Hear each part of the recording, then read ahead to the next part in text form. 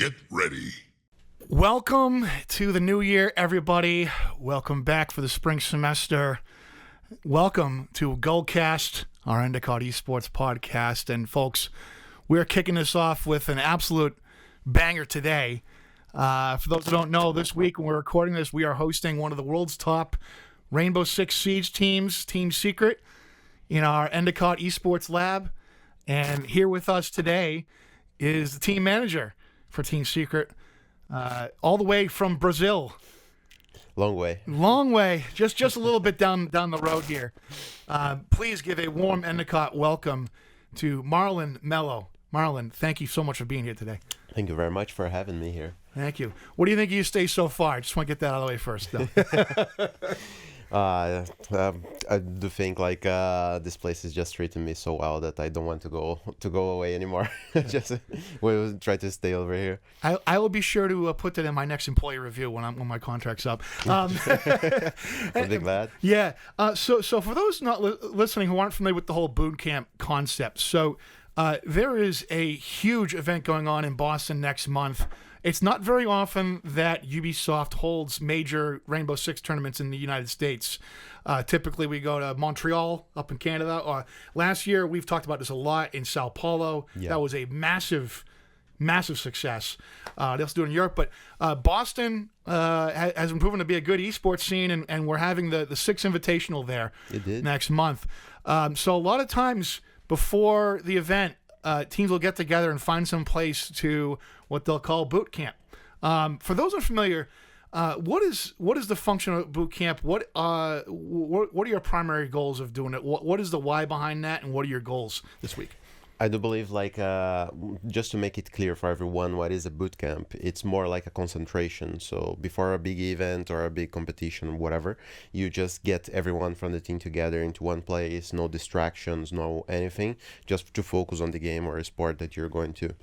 Mainly, how do I work into boot camps is trying to increase our playbook, so adding more plays onto it and increasing a little bit more of team play of the team and how we react onto situations that will happen onto the tournament. So kind of prepare for the environment that we'll be in.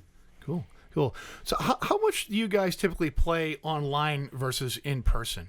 Oh, that's I think 80-20%. 80 online, 20% online. Cool. Even if we qualify for all the events of the year, which is around 4 or 5 events, it's still most part of our time we are back and sitting home and playing online. So it's very important to have this opportunity to get everyone together and be able to see faces. Just don't listen to voices in TeamSpeak and stuff. Just to make everything way more personal. Yeah.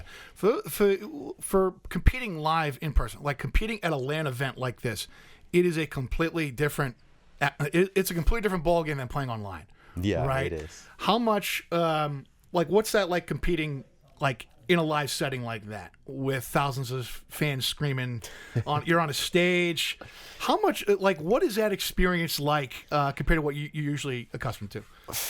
One way that I could compare it with a regular stuff, I guess, it's just you feel like a cold in belly, first of all, because it's something that you don't go through every day, and after that you just have a feeling of accomplishment, being able to get there and seeing that amount of people that are there just to see you playing, just to either cheer against you or cheer for you. Mm-hmm. It's for me it's pretty much the same feeling, because they're all there to celebrate the game, they're all there to celebrate what you work 24 hours of your day kind of. Mm-hmm. So it's amazing feeling that is very hard to describe in words. It's just amazing. It for those who don't have an experience before, because Ben, I think you and I, Ben, our producer behind the mic, I think you and I have both seen live esports, and there's the energy, your hair sticking up on end, just the sense of community at these things is just incredible. I always go back to my days at Oxygen Esports. When we were talking about this yesterday, it was a record deep freeze and people were still waiting outside in -9 temperatures. We had to literally tell them, no, just hang out in the bars down the street because it's literally a 15-minute frostbite warning. You will get frostbite if you wait outside. Yeah. There was a firefighter, I'll never forget this. He was a firefighter from all the way up in Vermont, about 4.5 hours from Boston. and he punched in a shift that morning up in Vermont, then drove all the way to Boston, 4.5 hours, streaming the whole thing on his phone while he drove, and then got there for 6 o'clock to root for the Boston team with his firefighter helmet on, front row, leading chants, and then went back all the way back to Vermont that night and did another firefighter shift. Like you see stuff like that all the time. Right. I mean, sports are indescribable. Like you cannot describe the passion that you can feel by playing it and by being part of that community of sports. It's something amazing. So I want to get into your journey because so many, and I think Ben will agree here, we've had so many subjects with such fascinating journeys into esports. I think back to our friend BJ Fink a few episodes, who was an archaeologist before he started his esports brand, kind of literally like Indiana Jones stuff. I want to hear your journey into esports. Maybe we can start with this. Like, what was there a moment that kind of clicked with you? Like, yeah, this is where I want to be. I do believe like this first moment was back there on maybe 2012, 2013, once I was actually 12 and 13 years old, that there was a growing scene of League of Legends in Brazil. And I think like by far League of Legends is one of the most popular esports in Brazil. And basically it all started with the moves of gaming houses, people actually going out of their homes to go and fully commit to playing, getting good salaries and stuff, and people seeing that, whoa, this is something that actually can give you a future, you know, you can actually work with that and make things work, because in Brazil there was not a reality. I think that started, and I started looking into that a little bit more, but I sucked at League of Legends. It was impossible for me, but I even competed in college and stuff, but it was not as good. Then after that I saw Counter-Strike team Luminosity winning the first major. That was huge for the Brazilian scene because we have a strong community from CS as well since 1.6 into the 2000 years. And MIBR, there was a lot of legendary teams that came there in Brazil. With that, I felt, okay, maybe FPS is my thing. I might play it better. I started to play in CS and seeing how competitive the scene were until my cousin just said to me, oh, there's this new game, Rainbow Six Siege, that's going out. What do you think for us to buy and just play it just to chill? And I bought it. And I paid like around like $10 back there in the days. It was very, very cheap. And I started playing with him. We started to build up like our first team. And then we watched the first Six Invitational back there in 2017. And we watched it at his home. And I say to myself, bro, I want to participate that. And next year I want to be there. And thank God, next year I was there at the SI in Montreal competing, because I just started to looking for the opportunities and trying to create it. We had this team with my cousin, we played a bit, then the team fell apart. We went for another team, we started playing again, things didn't work out. Then there was a rule into Siege that you can't play it competitively underaged, so you need to be 18, and I was 17 at the time, so I needed to turn into coaching. Basically, I needed to make the decision: do I want to keep close to the game, or I go for something else and then I come back later in the year? And I decided to go as coaching because I would learn from the professional teams and all, and understand a little bit more. It was great because actually I learned a lot from the teams. We got relegated that first year, but I learned a lot about even losing into the competition. It's really important to know how to react and know what you need to do better on the next time. And after that, it was just upwards because I was able to get into a better team. I was able to connect to better people. I was able to participate more tournaments. I played for NIP. I played for Black Dragons in Brazil, BRK, FaZe Clan, Furia, Alpha in Mexico, Team Secret right now, Falcons, that is a very big MENA team right now. Like I have experience in all of those orgs already, and working with people like from management, working with players, working with other coaching staff that are my supports, and it was great for me to go onto all of that. And starting in this once I was 17 was something that I believe that helped me a lot, because I could like kind of dive deep into that, you know. Even like I had the opportunity to go back into playing at some point, but I said, no, maybe this is for me, you know, coaching is for me, so I would just keep into that. Cool. If I could go back to you when you told first falling in love with Rainbow Six. So this is something I'm always curious about with just professional R6 players. How familiar what percentage of like the professional Rainbow Six players are familiar with the whole Tom Clancy franchise, right? Because Rainbow Six was based off one of his books, right? Honestly, I think like I would say like 10% are familiar with the rest, because there's a lot of young kids that just started playing Rainbow Six Siege right now, and that turned really good into the game and just came for the competition, you know. So I guess what attracts them versus other esports? I do think like into Siege, the differential of this game is that it's very strategy driven. Yeah. So basically you have a kind of a mix of Dota or League of Legends with CS. You know, you need to have the strategy at the same time that you need to have the good aim and win your fights. And I usually compare to CS. Basically, Siege is a 3D CS because you need to worry about the gadgets, you need to worry about the operators' specials, kind of. You need to worry about the verticality of the maps, pretty much everything. Like everything that you can do, every single combination of operators that you bring makes something different that you need to consider. So it's not like a game that you just hop in and just shoot some heads and that's it. But another good differential is that one shot on the head is one kill. On other games, sometimes you need to just hit 2 shots in the head to maybe a kill. So any gun, anything, you just hit 1 shot. So if you have a good aim, you'll be rewarded by that as well, which is great. Very cool.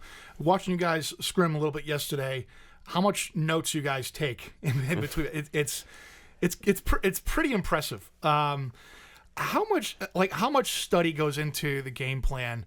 And honestly, one of the things that, for those who haven't watched a live Rainbow Six LAN, one of the things that always intrigues me is the coach standing behind the team, clipboard, headset, taking notes during the it's in my opinion the most strategy intensive of all the major esports out there. How much work goes into a game plan for these? Well, I do believe like working into the game plan, it's something that's special into Siege because you work yourself and you work your opponent as well, but you have something in the middle. Basically, you cannot just sack it off everything that you have and just go for a full counter, because some things just lose identity, and by losing identity, you just don't have no structure to go over with. That's why most part of the teams just don't do only counter stratting. They like to go on to a half term. And I think like the first step of the preparation is obviously watching the other team, seeing what are those gaps, what are their weaknesses, what they don't like to be doing, so we can understand onto our game and match. Okay, we are good doing this and they're bad on to doing that, so we find the midterm and make a game plan in the middle of that. Like, okay, we'll use this strats that we have because they don't know how to deal with those strats. We maybe can use like these midterms because they also like are a little bit bad, and then those notes that you see in the middle of the matches are like new gaps, because we usually have like major changes that we might do, and there's the micro changes as well. Basically like okay, I saw a gap that they're giving in the middle of this game because the crowd is being too loud, they're not being able to listen once we are actually walking in the map, so we can use this as a gap and like pick up an opportunity here. Or they're not bringing this operator right now for some reason, they changed that, so I note that, so I can talk to the players as well. We need to abuse more this other operator, which is a counter for that one that they're not bringing, and stuff like this. So it's very active, and I do think like even on Siege we deserve it to have more tactical timeouts just to give these impressions. But I think like it's interesting because everything can change from one round to another. Yeah. Can we talk about player management and that's something you're quite the expert on. I love you spoke to my class yesterday, and I love this answer you had when we asked what's your favorite question to ask when evaluating someone's fit to the team, and you said, what don't you know?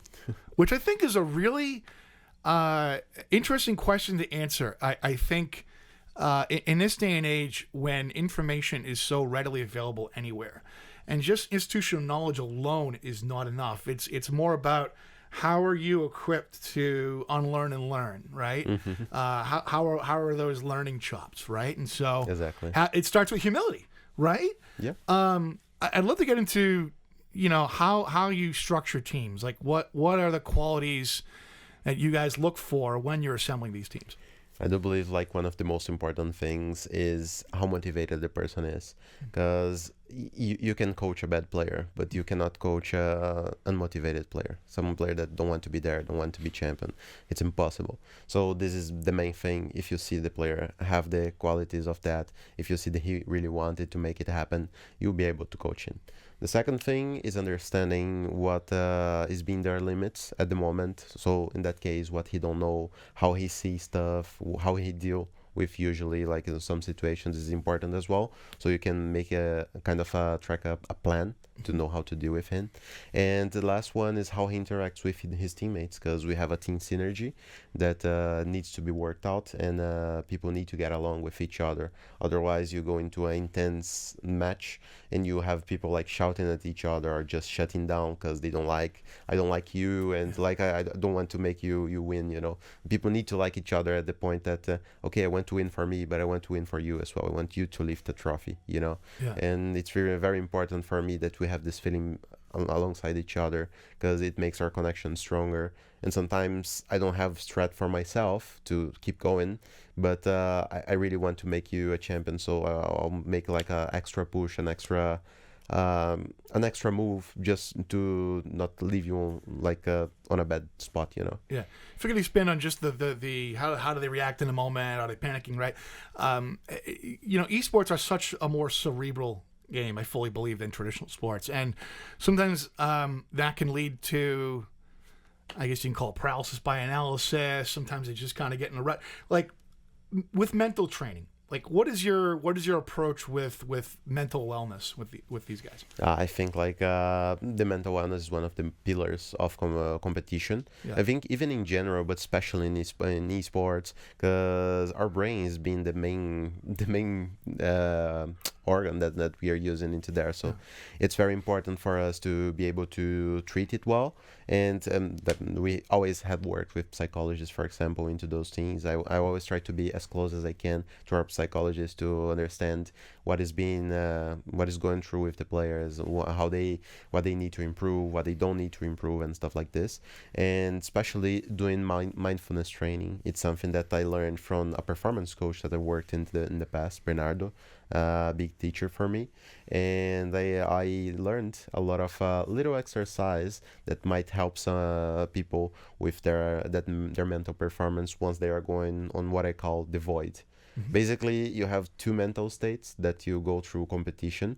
You know, once you're like, I need to compare to basketball maybe. Like once you're in the fourth quarter, you already played like pretty much the whole game. It's not like about tactics anymore. You're more like in the instinct mode. Yeah. Just want to win, close it out and stuff. You have two options going into that. Either you go to the flow mode or either you go to the void mode. Yeah. And you don't want the void mode because you basically just go to and your performance goes down. You're not being able to think straight. You just think that you're going to lose and your performance just drop. But if you're in the flow state, in the flow mode, it's just that mode that basically everything that you do is working. You know, sometimes you don't even know what you're doing, but it works. And this is what we are always aiming into the competition. Once we are going into a game, we start tactically. We try to keep the vibes up. We try to keep everyone chill so we can get easier onto that flow state, which is not something that it's not a math. If I do this and that, I go into flow state. But we try to kind of prepare the environment so everyone can go into that state instead of going for the void mode. You mentioned about closing. And let me tell you something, Marlon. You stick around Boston long enough, you will learn about the Red Sox and all of their history in baseball. And you know, in baseball, you know, being a closing pitcher is a completely different discipline than being a starting pitcher, right? I think Ben would agree. You know, some of our most legendary closing pitchers in Boston. I first guy that comes to mind is Jonathan Papelbon, where he just roar after he struck a guy out. Like they're in there to get one. They usually have one really good pitch, and they're just gonna pound it at guys and close the game out. And that's a completely different mentality than a starting pitcher, right? Mm-hmm. So, but you want to talk about mental training? I mean that is stuff that I think doesn't get appreciated enough sometimes, or maybe taken for granted. But I just think that's such an important imperative conversation in esports. It is indeed.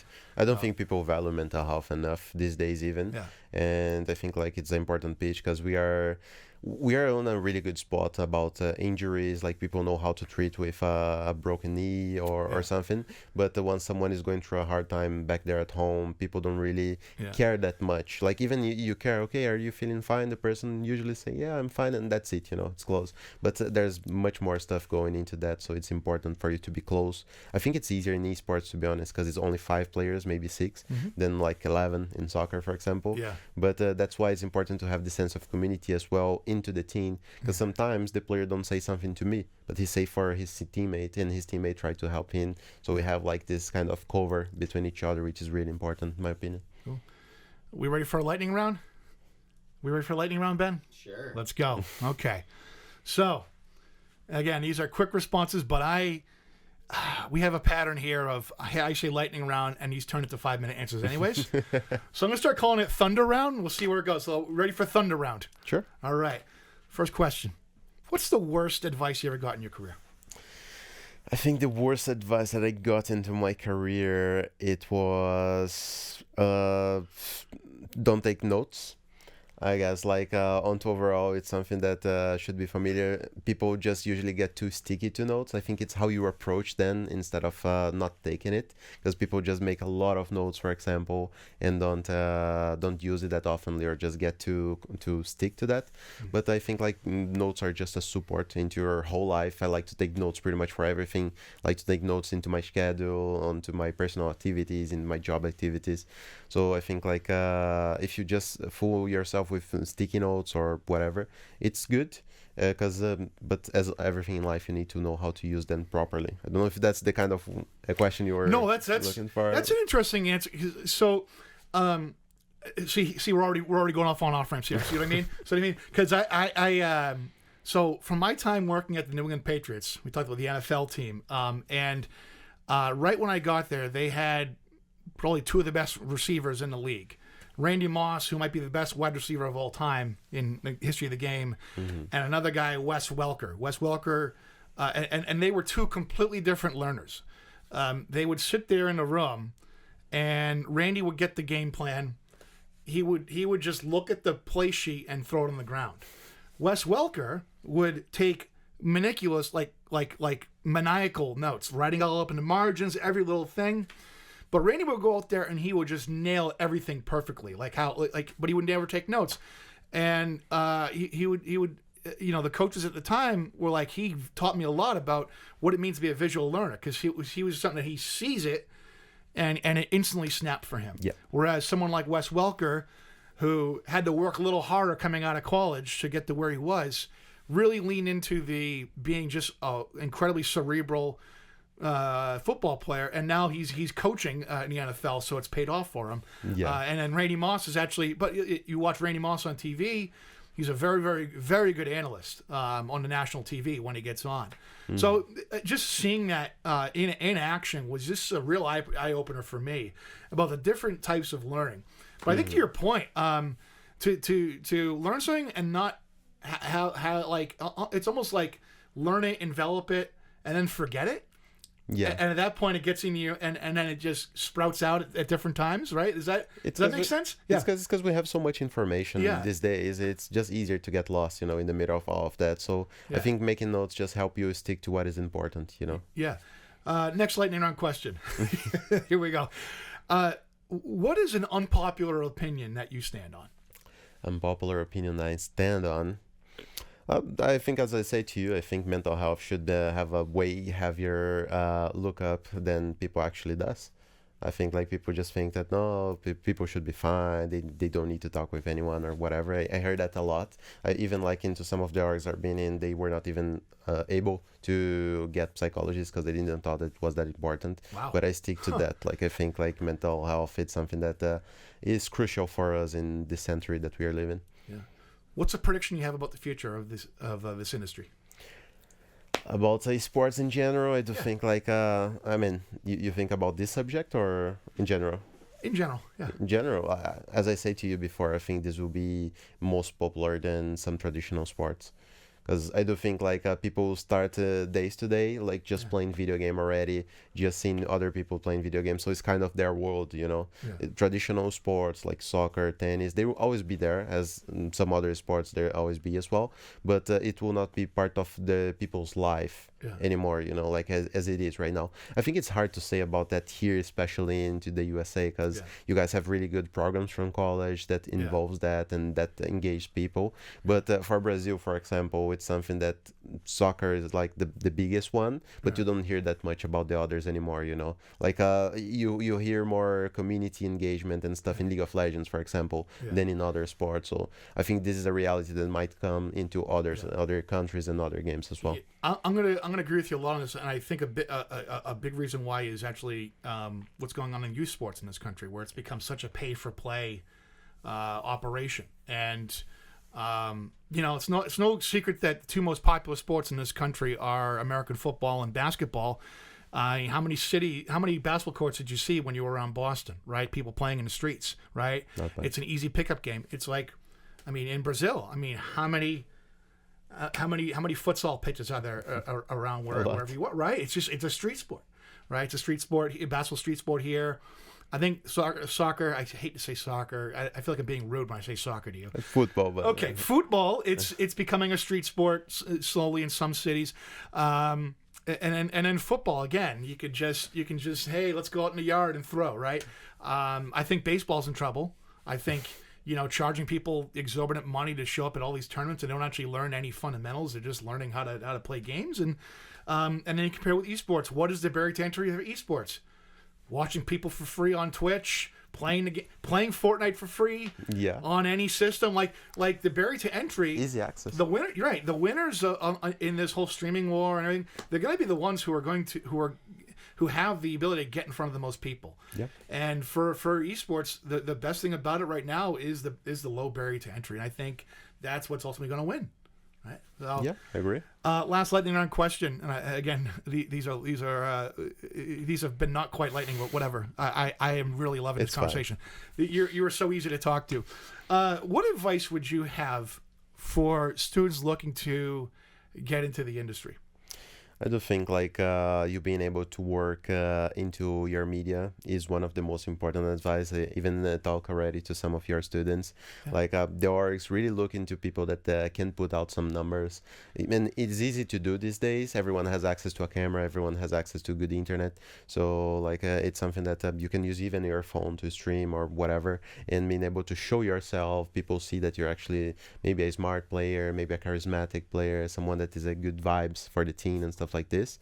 And the second one, I would say like you work as well onto improving extra abilities, so kind of soft skills. You know, if you're easy to deal with, it's something that will put you on a good spot. If you know how to talk to people, if you know how to do a good preparation to increase like your performance during game days, all that stuff that are not only just playing the game, it's something that can bring you up way faster for the professional level, you know. I'm going to end on this. This is the toughest question, most pointed question I'm going to have in this entire podcast. But you guys have been door dashing here. What's your favorite spot to eat so far?